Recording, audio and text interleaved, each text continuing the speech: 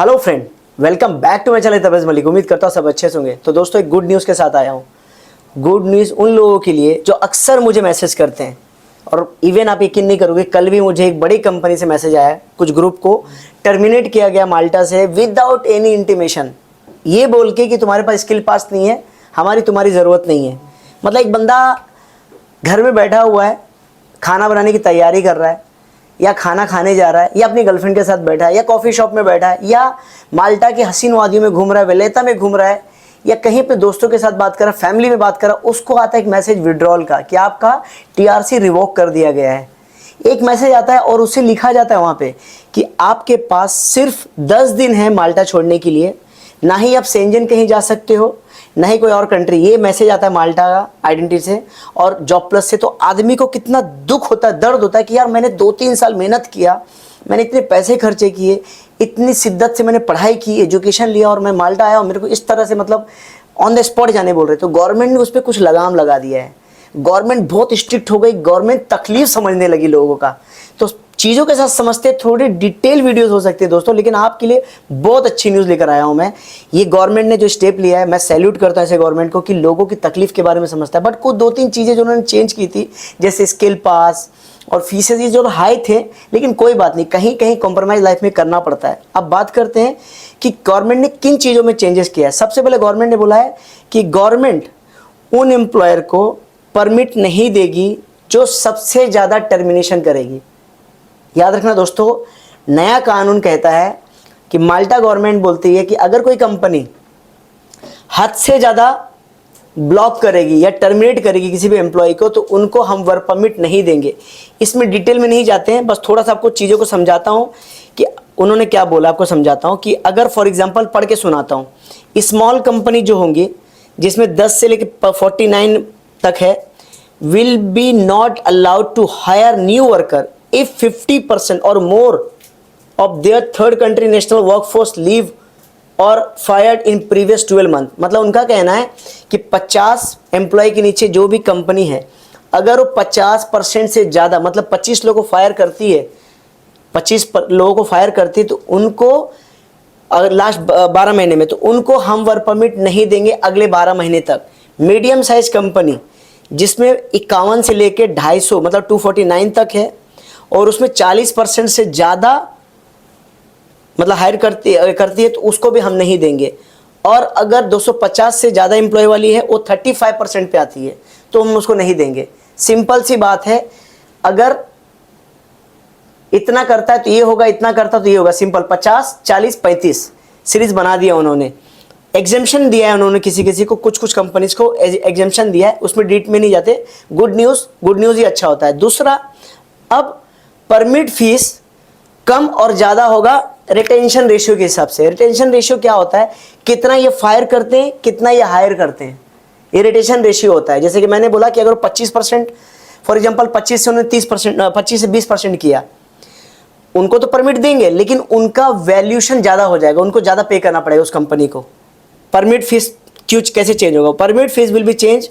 जो 300 रुपया लगता था रिन्यूअल में, अब सिर्फ 150 लगेगा। बट अब 2 साल का परमिट वो करने जा रहे, तो अब 600 रुपये आपको पे करना पड़ेगा, जो 300 आप पे करते थे।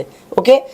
थर्ड कंट्री नेशनल जो भी जॉब लूज कर रहा था, जैसे मैंने अभी बता रहा था, मैं खाना खा रहा हूँ, बैठा हूँ, कैफे में बैठा हूँ, घूम रहा हूँ, वैलेट में बैठा हूँ, फैमिली से बात कर रहा हूँ, या मैं ट्रेवल पे हूँ, रिवोक कर दिया, उनको 10 दिन जो देता, अब उनको 60 डेज मिलेगा। पहले आपको 30 दिन देंगे जॉब खोजने का।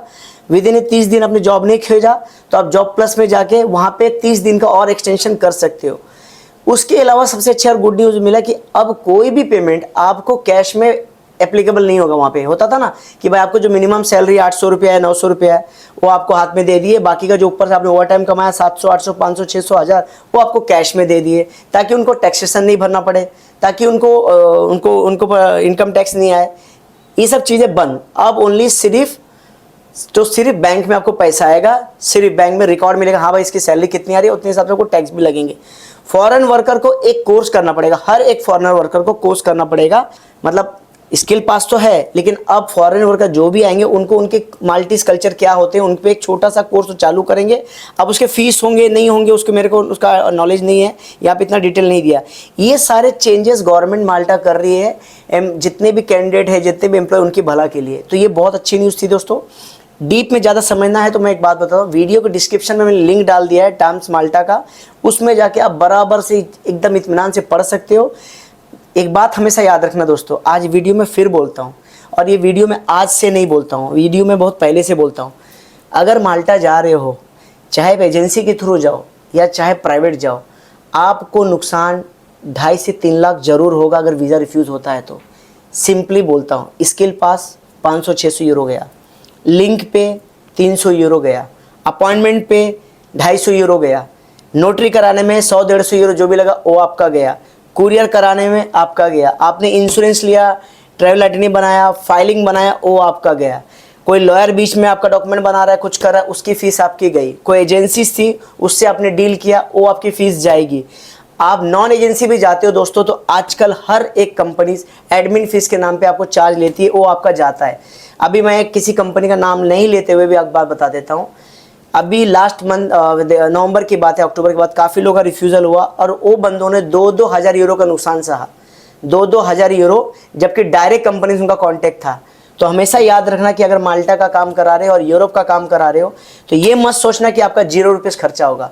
जितना भी गवर्नमेंट का फीस होता है वो कभी रिफंडेबल नहीं होता है, वो आपको पेएबल होता है, आपको खुद पे करना होता है। और आपने जो भी एजेंसी से टाइप किया, जो भी आपने एग्रीमेंट साइन किया, जो भी चीज़ें की, वो आप बराबर से पढ़ के साइन करो।